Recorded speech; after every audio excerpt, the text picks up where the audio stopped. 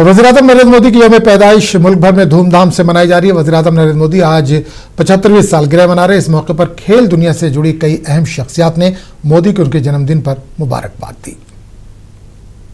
अभी एक विजन था कि भाई हम लोग भी ओलंपिक्स में जाएं, हमारे भी ओलंपिक्स में काफ़ी मेडल आए और काफ़ी सपोर्ट भी किया। तो स्पोर्ट्स मिनिस्ट्री का बजट भी बढ़ा जिससे हमें फ़ायदा भी हुआ। तो ये एक खास बात है प्रधानमंत्री जी की। प्रधानमंत्री जी 75 साल के हो रहे हैं, तो उनको ढेर सारी बधाइयाँ जन्मदिन की और उम्मीद करता हूँ कि उनका स्वास्थ्य अच्छा हो और वो ऐसे ही देश को आगे लेके जाएँ। I would like to wish our Honorable Prime Minister Shri Narendra Modi ji on his 75th birthday.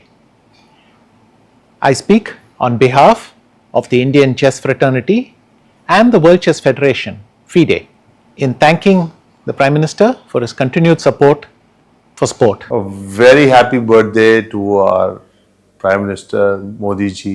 God bless, great health. So wish him a healthy life. 75 is just a number for him. Wish him all the success, all the love from me and the countrymen.